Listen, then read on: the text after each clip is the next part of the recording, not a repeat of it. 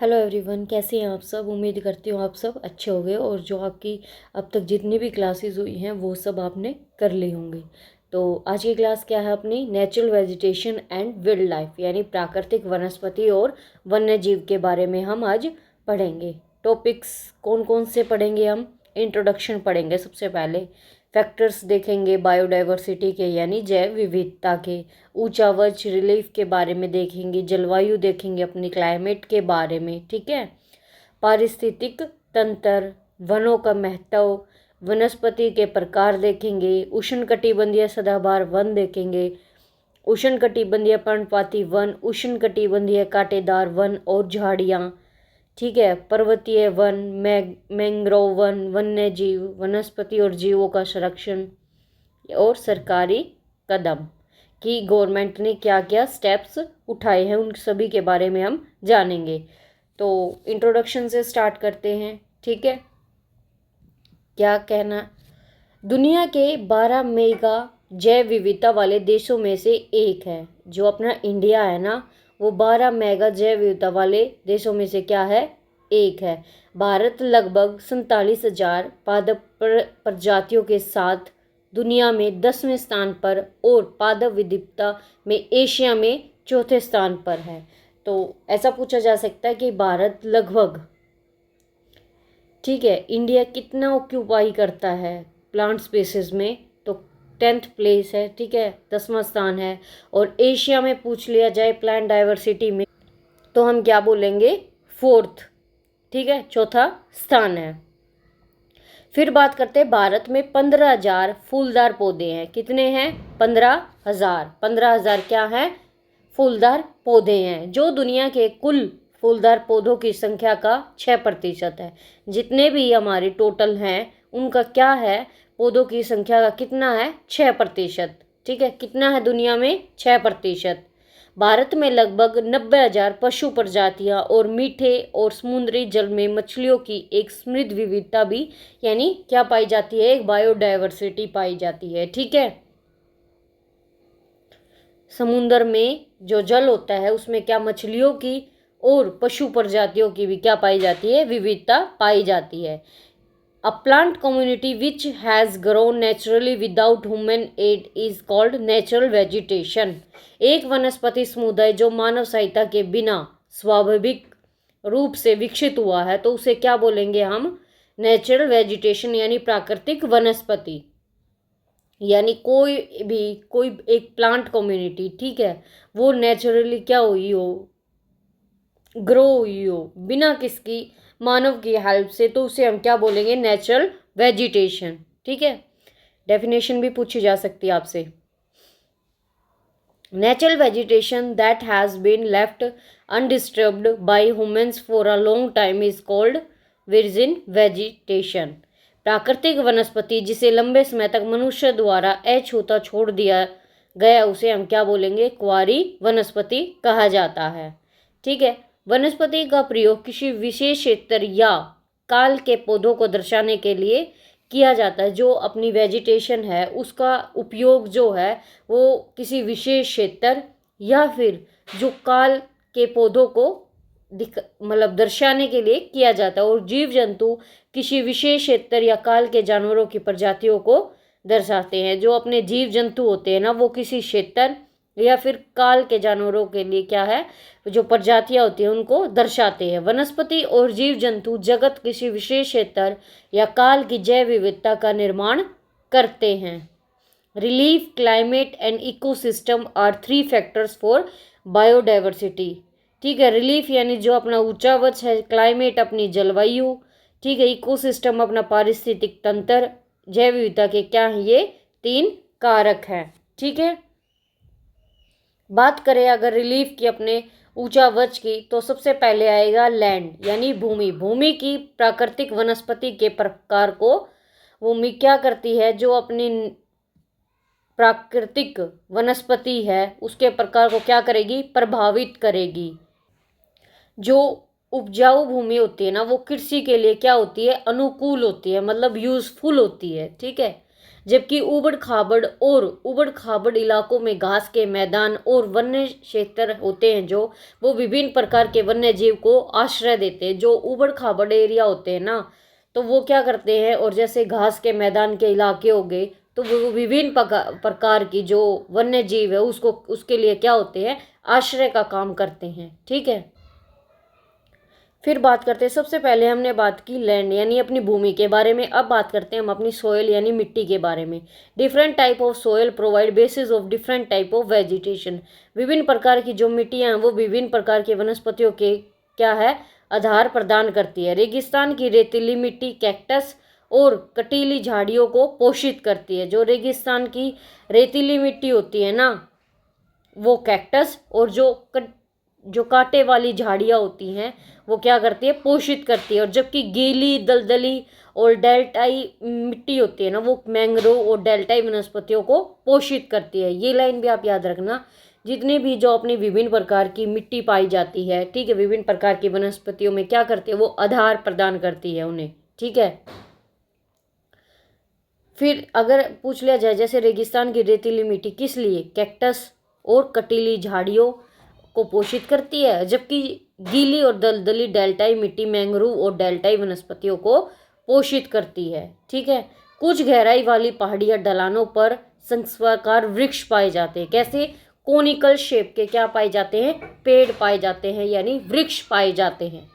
ठीक है, फिर बात करते हैं हम अपनी क्लाइमेट की। सर हमने रिलीफ के बारे में देख लिया। रिलीफ में हमने लैंड के बारे में पढ़ा, अपनी भूमि के बारे में, फिर अपनी मृदा के बारे में, मिट्टी के बारे में पढ़ाई की। अब बात कर रहे हैं हम अपनी क्लाइमेट के बारे में। ठीक है, तो सबसे पहले क्लाइमेट में बात करेंगे टेम्परेचर के बारे में। ठीक है, तापमान वनस्पति का जो करैक्टर होता है, ठीक है, और जो उसका एक्सटेंट है, ठीक है, मुख्य विस्तार है, जो मुख्य रूप से तापमान के साथ साथ हवा, वर्षा और मिट्टी में आर्द्रता से निर्धारित होता है। ठीक है, फिर बात करते हैं हम सनलाइट की। Due to differences latitude altitude, जो लेटीट्यूड है, ठीक है, अपना एल्टीट्यूड है, ऊंचाई है, सीजन है और ड्यूरेशन है जो डे की, there is a variation in duration of sunlight. सूर्य का प्रकाश अपनी जो लेटीट्यूड है यानी अक्षांश, ऊंचाई और मौसम की और दिन की अवधि के अंतर कारण सूर्य के प्रकाश की अवधि में भिन्नता होती है। किसके कारण, जो अपने लेटीट्यूड्स हैं उनकी ऊंचाई है और दिन में जो अवधि होती है उसके अंतर के कारण जो सूर्य का प्रकाश है उसकी अवधि में भी क्या होती है, भिन्नता होती है। फिर बात करते हैं हम अपनी प्रेसिपिटेशन की यानी रेन की, वर्षा की। भारी वर्षा वाले क्षेत्रों में कम वर्षा वाले क्षेत्रों की तुलना में वनस्पति अधिक घनी। भारत में लगभग पूरी वर्षा दक्षिण पश्चिम मानसून यानी जून से सितंबर के आगमन और उत्तर पूर्वी मानसून के पीछे हटने से होती है। ठीक है, इसमें बताया गया बारिश के बारे में। ठीक है, जो भारी वर्षा होती है ना वो कहाँ पे होगी, जैसे भारी वर्षा वाले जो क्षेत्र होंगे वहाँ पे कम वर्षा वाले क्षेत्रों की तुलना में क्या होगी, जो वनस्पति है वो घनी होगी, जहाँ पे बारिश ज़्यादा होगी। भारत में लगभग ये बताया गया है, भारत में लगभग वर्षा जो है दक्षिण पश्चिम में क्या होती है, जून से सितंबर में क्या हो जाता है, बारिश स्टार्ट हो जाती है, मतलब आगमन उसका स्टार्ट हो जाता है, लेकिन उत्तर पूर्वी मानसून के पीछे हटने से होती है। फिर हम अपने बात करते हैं इकोसिस्टम की। All the plants and animals in an area are interdependent and interrelated to each other. ठीक है, जितने भी अपने प्लांट्स हैं, पौधे हैं, जानवर हैं, ठीक है, जो एरिया है ना वो क्या है, इंटरडिपेंडेंट है वो, ठीक है, एंड इंटर रिलेटेड है आपस में in their physical environment thus forming an ecosystem. किसी क्षेत्र के सभी पौधे और जानवर अपने भौतिक वातावरण में एक दूसरे पर निर्भर और परस्पर संबंधित होते हैं। कोई भी क्षेत्र हो गया, ठीक है, वहाँ के पौधे और जानवर अपना जो उनका सराउंडिंग का जो उनका इन्वायरमेंट होता है, वातावरण होता है, एक दूसरे पर क्या करता है, निर्भर करता है और एक दूसरे से संबंधित होते हैं। इस प्रकार एक पारिस्थितिक तंत्र का निर्माण होता है। A very large ecosystem on land having distinct types of vegetation and animals life is called biome. भूमि पर स्थित एक बहुत बड़े पारिस्थितिक तंत्र जिसमें विभिन्न प्रकार की वनस्पति और पशु जीवन होता है उसे हम क्या बोलते हैं, बायोम। बायोम क्या होता है, सिंपली अगर आपको बताया जाए जो अपनी लैंड होती है ना, उस पर क्या होता है, बहुत बड़े पारिस्थितिक तंत्र में विभिन्न तरह की वनस्पति और पशु जीवन होता है, उसे हम क्या बोलेंगे, बायोम। ये है अपना इकोसिस्टम। क्या है इंपॉर्टेंस फॉरेस्ट की? ये एक नवीनीकरण संसाधन है, यानी रिन्यूएबल रिसोर्स है, और पर्यावरण की गुणवत्ता बढ़ाने में प्रमुख भूमिका भी क्या करता है, निभाता है। ठीक है, वे वनस्पति जलवायु को संशोधित करते हैं, और जो मृदा अपरदन होता है उसको क्या करते हैं, नियंत्रित करते हैं। जलधारा जो प्रवाह होता है उसको क्या करते हैं, विनियमित करते हैं। क्या करते हैं, विनियमित, रेगुलेट करते हैं स्ट्रीम फ्लो को। ठीक है, विभिन्न उद्योगों को समर्थन देते हैं, कई समुदाय के लोग के लिए आजीविका प्रदान करते हैं, और मनोरंजन के लिए मनोरम या सुंदर दृश्य प्रदान करते हैं। सिंपली बोला जाए, इसमें हमने क्लाइमेट को यानी अपनी जलवायु को संशोधित किया है, अपनी सोइल को, अपना जो रिवर का या स्ट्रीम का जो फ्लो है उसके बारे में, जलधारा के बारे में, और जितने भी अपने उद्योग उनको क्या करा है, समर्थन देते हैं। ठीक है, कुछ समुदाय जो हैं वो कई समुदाय के लिए आजीविका क्या करते हैं, प्रदान भी करते हैं, और जो मनोरंजन के लिए मनोरम और सुंदर दृश्य भी प्रदान करते हैं। ठीक है, ये बात कर रहे हैं हमने इम्पोर्टेंस, जो अपने जो जंगल होते हैं उनकी इम्पोर्टेंस के बारे में, कि ये क्या है, रिन्यूएबल संसाधन है, और पर्यावरण की जो गुणवत्ता उसको भी क्या करते हैं, बढ़ाते हैं, और इम्पोर्टेंट जो भूमिका होती है, रोल है, वो निभाते भी हैं। ठीक है, यह हवा के बल और तापमान को नियंत्रित करता है। जो अपनी हवा का बल होता है, विंड का फोर्स कंट्रोल करता है उसको, और टेम्परेचर को भी क्या करता है, कंट्रोल करता है, और वर्षा का कारण बनता है। अगर ये हवा को और टेम्परेचर जो अपना तापमान है उसको नियंत्रित करेगा तो क्या होगा, वर्षा का कारण बन जाएगा, और यह मिट्टी को हुम्मस और वन्य जीव को आश्रय प्रदान करता है। ठीक है, भारत में प्राकृतिक वनस्पति में कई कारकों के कारण कई परिवर्तन हुए हैं, जैसे खेती योग्य भूमि की बढ़ती मांग, उद्योगों और खनन का विकास, शहरीकरण और चारागाहों की अत्यधिक चराई। ठीक है, और फिर बात आती है कि कितने तरह की अपनी जो वेजिटेशन होती है, वनस्पति होती है, कितने प्रकार की होती है। वो होती है 5 तरह की। ट्रॉपिकल एवरग्रीन फॉरेस्ट यानी उष्णकटिबंधीय सदाबहार वन, ट्रॉपिकल डेसिडियस फॉरेस्ट यानी पर्णपाती वन। ठीक है, फिर बात करते हैं ट्रॉपिकल थोन फॉरेस्ट एंड स्कर्ब्स यानी उष्णकटिबंधीय कांटेदार वन और झाड़ियाँ, माउंटेनी फॉरेस्ट यानी पर्वतीय वन, मैंग्रोव फॉरेस्ट यानी मैंग्रोव वन।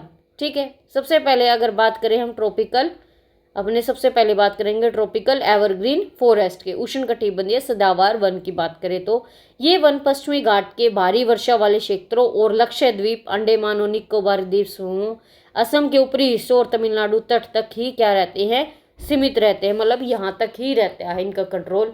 कहाँ पर, पश्चिमी घाट के भारी वर्षा वाले क्षेत्रों में, जो अपना वेस्टर्न एरिया है, ठीक है, वेस्टर्न घाट है वहाँ पर।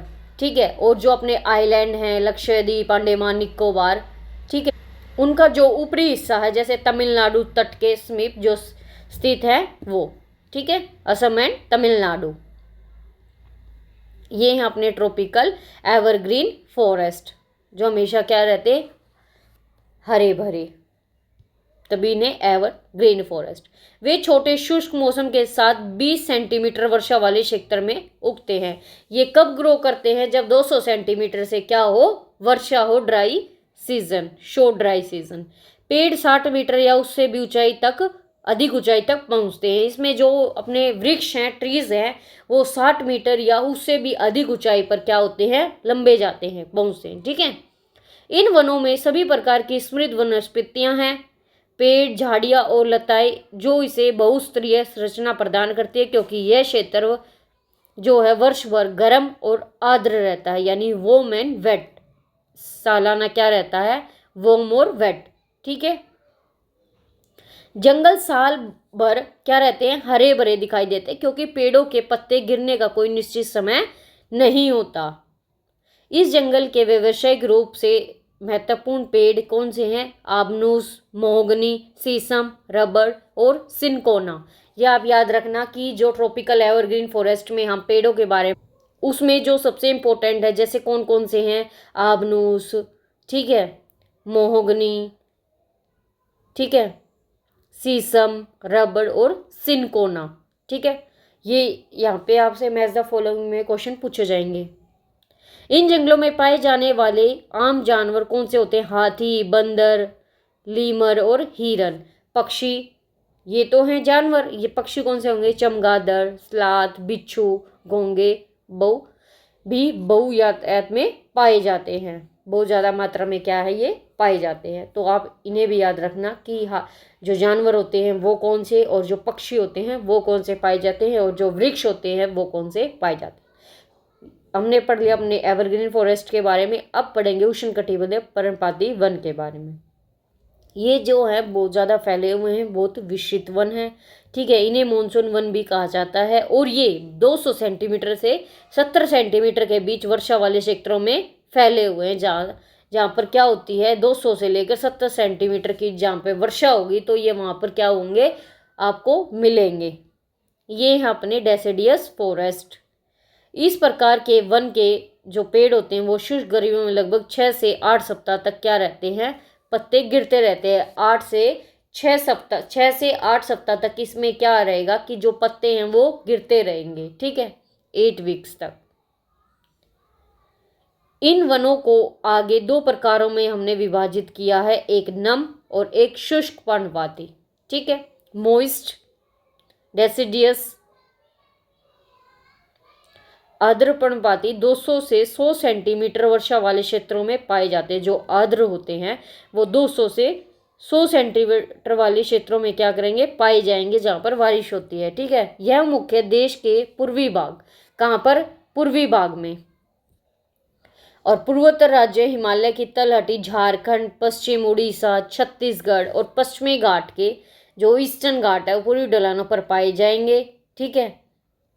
सागौन इस वन की सबसे प्रमुख प्रजाति है। ये याद रखना, सागौन जो है किसकी सबसे महत्वपूर्ण प्रजाति है, सागौन कौन से वन की, तो वो आप बताना, ठीक है। व्यावसायिक रूप से महत्वपूर्ण प्रजातियां हैं कौन सी? बांस, सेल, शीशम, साल, शीशम, चंदन और खैर, कुसुम, अर्जुन, सहतूत। ये क्या हैं, इंपॉर्टेंट प्रजातियां।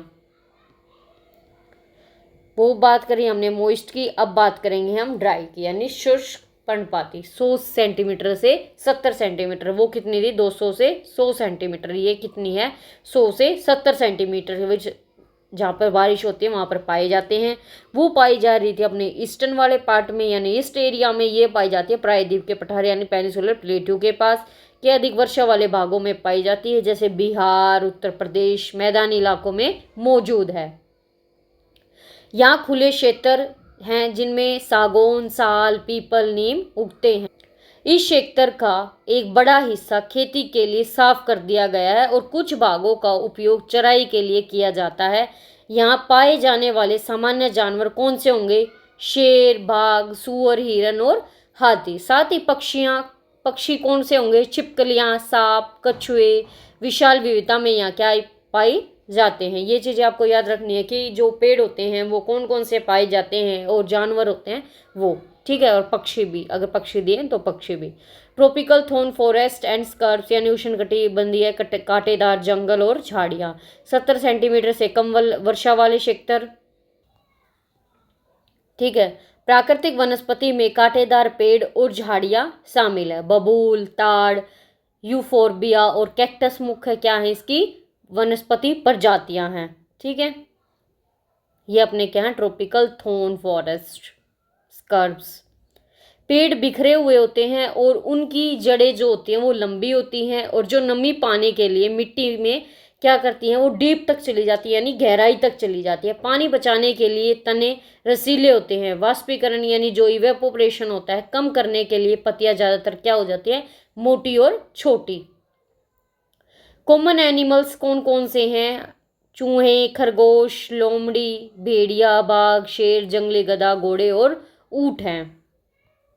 अगर बात करें मोंटेनी फॉरेस्ट के बारे में, मोंटेनी फॉरेस्ट जो है पर्वतीय वनों में प्राकृतिक वनस्पति बेल्ट का क्रम उसी क्रम में है जैसे कि हम उष्णकटिबंधीय से टुंड्रा क्षेत्र तक देखते हैं। और जो इनकी हाइट है वो 1000 से 2000 मीटर की ऊंचाई के बीच सदाबहार चौड़ी पत्ती वाले पेड़, कैसी पट्टी होगी इनकी, बिल्कुल चौड़ी, जैसे ओक चेस्टनट युक्त जो हैं आर्द्र समशीतोष्ण प्रकार के ये क्या हैं, वन हैं। इनकी जो ऊंचाई है 1000 से 2000, ठीक है। 1500 से 3000 मीटर के बीच चीड़, देवदार, सिल्वर फर, स्पूम्स और देवदार जैसे शंकुधारी वृक्षों वाले समशीतोष्ण वन पाए जाते हैं। बहुत इंपॉर्टेंट है ये जो टाइप्स है ना, बहुत ज़्यादा इंपॉर्टेंट है। अधिक ऊंचाई पर शीतोष्ण घास के मैदान आम है। जो जब ज़्यादा ऊंचाई हो जाएगी, हाई एलिवेशन होगा, वहाँ पे टेम्परेट ग्रासलैंड क्या है, कॉमन है। उच्च ऊंचाई पर आमतौर पर समुद्र तल से 3600 मीटर से अधिक अल्पाइन वनस्पति पाई जाती है, जिसमें सिल्वर फर, जूनिपर्स, पाइन्स और बिर्च के पेड़ आम हैं। बर्फ रेखा के पास झाड़ियां और झाड़ियां वे अल्पाइन घास के मैदानों में विलीन हो जाती हैं, जिनका उपयोग गुजरों और बक्करवालों जैसे खानाबदोश जनजातियों द्वारा चराई के लिए बड़े पैमाने पर किया जाता है। At higher altitude mosses lichens from part of tundra vegetation, जो अपने काई होती है और लाइकेन, टुंड्रा जो लाइकेन होती है वो क्या होते हैं, अधिक ऊंचाई पर होते हैं ये, और किसके लिए, टुंड्रा वनस्पति के लिए। इन जंगलों में कौन कौन से जो आम जानवर हैं वो कौन से, कश्मीरी हिरन, चीतीदार हिरन, जंगली भेड़, जैक खरगोश, सिप्ती मिर्ग, ठीक है, याक, तेंदुआ, गिलहरी, सींग वाला जंगली, आइबेक्स, भालू, दुर्लभ लाल पांडा, घने बालों वाली भेड़ और बकरियां। फिर बात करें अगर मैंग्रोव फॉरेस्ट की, ये वन जवार भाटे से प्रभावित तटीय क्षेत्रों में पाए जाते हैं, जहां कीचड़ और गाद जमा हो जाती है। बहुत ज़्यादा अमाउंट में मड यानी अपना कीचड़, गाद यानी सिल्ट बहुत ज़्यादा में क्या हो जाती है, इकट्ठी हो जाती है, वहाँ पर क्या ये पाए जाते हैं। और घने मैंग्रोव आम प्रजातियां कौन सी होगी, जिनकी जड़ें पानी में डूबी रहती हैं, ये ऐसे होते हैं जैसे गंगा, महानदी, कृष्णा, गोदावरी, कावेरी के डेल्टा हैं। गंगा ब्रह्मपुत्र डेल्टा में सुंदरी वृक्ष पाए जाते हैं। जो गंगा ब्रह्मपुत्र का डेल्टा है ना, वहाँ पे कौन से वृक्ष पाए जाएंगे, ऐसा क्वेश्चन पूछा जा सकता है आपसे कि कौन से वृक्ष पाए जाएंगे गंगा ब्रह्मपुत्र के डेल्टा में, सुंदरी वृक्ष पाए जाएंगे। ये क्वेश्चन भी बन सकता है कि सुंदरी वृक्ष जो है वो कौन से डेल्टा में पाए जाएंगे, तो गंगा ब्रह्मपुत्र डेल्टा में पाए जाएंगे, जो टिकाऊ कठोर लकड़ी प्रदान करते हैं। डेल्टा के कुछ भागों में ताड़, नारियल, केवड़ा, अगर आदि भी उगाए जाते हैं। रॉयल बंगाल टाइगर प्रसिद्ध जानवर है। रॉयल जो बंगाल है वो टाइगर जो है वो क्या है, प्रसिद्ध क्या है, एनिमल है, फेमस एनिमल। इसके अलावा कछुए, मगरमच्छ, घड़ियाल और सांप भी इन जंगलों में पाए जाते हैं। अगर हम वाइल्ड लाइफ की बात करें तो भारत में पक्षियों की लगभग 2000 प्रजातियां पाई जाती हैं। जो विश्व की कुल संख्या का कितना है, 13%।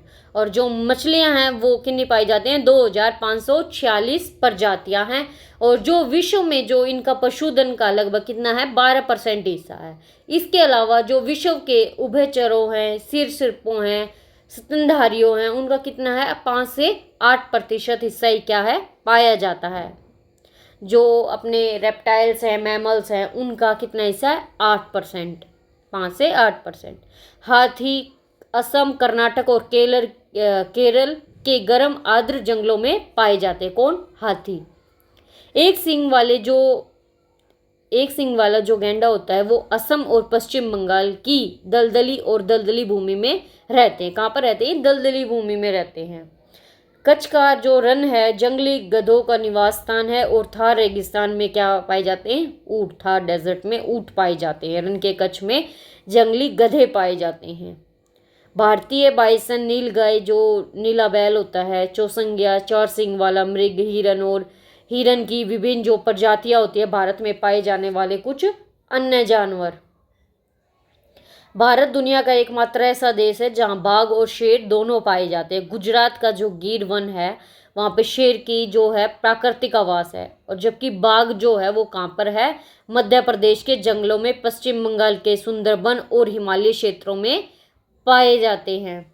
ठीक है, आपको पता चल गया होगा जो अपना शेर है वो कहाँ पाया जाता है, गुजरात के गिर वन में। ठीक है, वहाँ पर उसका क्या है, प्राकृतिक स्थान है, नेचुरल हैबिटेट है उसका वहाँ पे। और जो जबकि जो अपना बाघ है वो क्या है, मध्य प्रदेश के जंगलों में, पश्चिम बंगाल के सुंदरवन और हिमालय के क्षेत्रों में पाया जाता है। अगर बात करें फिर हिमालय में कई प्रकार के कठोर जीव जंतु पाए जाते हैं। जो हिमालय होता है ना, उसके जो हिमालय में भी क्या है, कठोर जीव जंतु पाए जाते हैं, और जो अत्यधिक ठंड में भी क्या रहते हैं, जीवित रहते हैं, जिंदा रहते हैं। लद्दाख के बर्फीले ऊंचे इलाके, जो लद्दाख होता है ना, वहाँ पे याक, लगभग 1 टन वजन वाले जबरा सिंह वाले जंगली बैल, तिब्बती मृग, बराल, जो नीली भेड़ होती है, जंगली भेड़ और कियांग का क्या है, घर है। कहाँ पर, जो लद्दाख के बर्फीले ऊंचे इलाके हैं ना वहाँ पर। और कुछ इलाकों में आइबैक्स, भालू, हिम तेंदुआ और बहुत दुर्लभ लाल पांडा भी पाए जाते हैं। नदियां, झील और जो तट क्षेत्रों में क्या पाए जाएंगे, कछुए, मगरमच्छ और घड़ियाल पाया जाएगा। ठीक है, मोर, तितर, बत्तख, तोता, सारस, कबूतर जैसे पक्षी देश के जंगलों और आर्द्रभूमि में निवास करने वाले कुछ पक्षी हैं।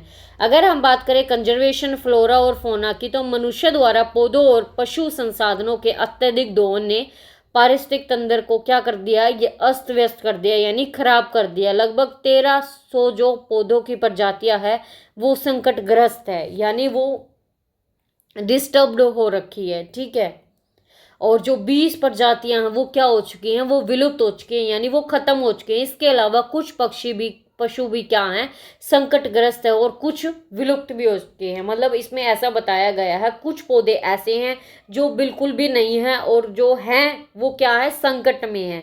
बट ऐसे ही जो कुछ पशु हैं वो भी संकट में हैं, और कुछ है जो विलुप्त हो चुके हैं। ठीक है, ये चीजें बताई गई है। कोजेस क्या हैं इसके, लालची शिकारियों द्वारा वाणिज्यिक उद्देश्यों के लिए शिकार करना, रासायनिक और औद्योगिक अपविष्ट अमल जमाव के कारण प्रदूषण, जो प्रदूषण हो रहा है उससे भी अपने पेड़ पौधों को क्या हो रहा है, नुकसान ही हो रहा है। ठीक है, पशुओं को भी हो रहा है, जो पोल्यूशन है उससे नुकसान हो रहा है। जो पशु होते हैं अपने, उनका शिकार किया जाता है अपने, सिर्फ अपने लिए। विदेशी प्रजातियों का परिचय, भूमि की खेती और निवास के अधीन लाने के लिए वनों के अंधाधुंध कटाई की। अगर अपना किसी को अपनी एरिया लेना है तो उसके लिए भी क्या करता है, अगर वहाँ पर फॉरेस्ट है, वन्य एरिया, तो उसके लिए भी अपने निजी स्वार्थ के लिए क्या करता है, कटाई करवा देते हैं। ठीक है, जो गवर्नमेंट ने स्टेप उठाए हैं प्रोटेक्ट करने के लिए फ्लोरा और फौना को देश में, तो उसके लिए हम देखते हैं कि कौन से कदम उठाए। देश में वन्य जाति पतियों और जीवों की सुरक्षा के लिए 14 जैव मंडल रिजर्व स्थापित किए गए हैं। कितने, 14 बायोस्फीयर। ठीक है, 1992 से सरकार द्वारा कई बोटनिकल गार्डन को वित्तीय और तकनीकी सहायता प्रदान की गई है। ठीक है, फाइनेंशियल भी और टेक्निकल भी। Project tiger, project rhino, project great Indian bustard और कई अन्य पर्यावरण विकास परियोजनाएं शुरू की गई हैं। ये भी आप याद रखना कि कब स्टार्ट किया गया था, 1992 में, और कौन कौन से प्रोजेक्ट थे, project tiger, project rhino, project great Indian bustard and many other eco development project. ठीक है, ये चीज़ें आप याद रखना। 89 जो है अपने नेशनल पार्क है, 490 क्या है, wildlife sanctuary and geological garden. ठीक है, और आर सेटअप कहाँ पर, take care of natural heritage. Paschim Bangal में सुंदरवन, उत्तराखंड में नंदा देवी, तमिलनाडु में मन्नार की खाड़ी और नीलगिरी, केरल, कर्नाटक और तमिलनाडु को जैवमंडल भंडार के विश्व नेटवर्क को शामिल किया गया है। लिस्ट है 14 bio reserve of India, Sundarban, Simlipal, Mannar की खाड़ी, दिहांग दिबांग, दक्षिण भारत में नीलगिरी, ठीक है, कर्नाटक और केरल राज्यों में, ठीक है, नंदा देवी, अस्तमलाई केरल तमिलनाडु में, नौकरे, कंचनजंगा, ग्रेट निकोबार, पंचमुड़ी मध्य प्रदेश में, मानस असम में, और अचानकमार अमरकंटक कहाँ पे है, छत्तीसगढ़ में। ये हैं अपने बायो रिजर्व इंडिया के। ठीक है, ये थी आज की अपनी क्लास। होप आपको क्लास आज की अच्छी लगी होगी। जो चीज़ें इम्पोर्टेंट आ रही हैं वो मैंने आपको बता दी कि ये चीज़ें हमारे लिए इम्पोर्टेंट है, इसको करते हुए चले और साथ ही अपनी रिवीजन को करते हुए चले। ठीक है, कोई एक क्लास भी आप स्किप ना करें। टाइप ऑफ वेजिटेशंस हमारी बहुत ज़्यादा इम्पोर्टेंट हैं, जिसमें हमने ये देखना है कि कौन से वृक्ष पाए जाते हैं। अगर जानवर की बात की गई है तो कौन से जानवर पाए जाते हैं, ये सब चीज़ें हमने देखने। 5 तरह के हैं ये। ठीक है, कौन से कहाँ पर कितनी सेंटीमीटर तक बारिश होती है, ये चीज़ें भी आपको देखनी है। और कुछ जो ये डेफिनेशन दी गई है, इकोसिस्टम, बायो, ठीक है, तो वो चीज़ें आपको देखनी है। सिंपली हमने ये स्टडी की है, हमने अपने रिलीफ के बारे में पढ़ा था। जो अपना रिलीफ होता है, रिलीफ में लैंड और सॉइल के बारे में पढ़ा था। जो क्लाइमेट है वहाँ पर टेम्परेचर के बारे में पढ़ा था हमने। ठीक है, सनलाइट के बारे में पढ़ा था। फिर हमने इकोसिस्टम पढ़ा था, बायोम के बारे में पढ़ा था, क्या इकोसिस्टम होता है, क्या बायोम होते हैं, इंपॉर्टेंस पढ़ी थी, क्या इंपॉर्टेंस होती है। ठीक है, फिर हमने गवर्नमेंट के लिए जो फ्लोरा और फौना के ये टाइप्स करने के बाद हमने ये देखा था कि गवर्नमेंट ने कौन कौन से स्टेप उठाए हैं, कौन। फिर हमने ये जाना था कि जो एक्ट था वो 1992 में आया था, और कौन से प्रोजेक्ट टाइगर, प्रोजेक्ट रियोनो, ये आपको चीज़ें याद रखनी है। और साथ ये चीज़ें याद करते हुए चले, बिल्कुल भी क्लास को स्किप मत करें, पूरी क्लास को देखें और अपने साथ साथ अपने नोट्स बनाएं, क्योंकि जो हैंड रिटन हम नोट्स बनाते हैं ना, वो हमें लंबे टाइम तक याद रहते हैं। ठीक है, तो मिलते हैं कल एक नई क्लास में।